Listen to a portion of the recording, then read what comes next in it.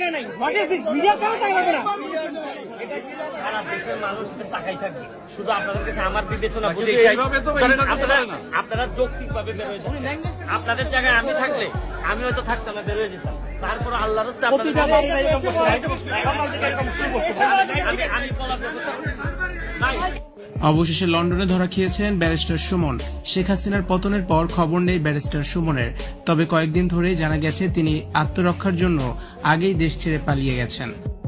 জননেত্রী শেখ হাসিনার পদত্যাগ দাবি করতেছেন এবং ধ্বংসলীলায় মেতে উঠেছেন, তখন আমি যেমন আপনাদের যেমন আমার নেত্রীর বিরোধিতা করার অধিকার আছে, আমারও আমার নেত্রীর পক্ষে দাঁড়ানোর অধিকার আছে।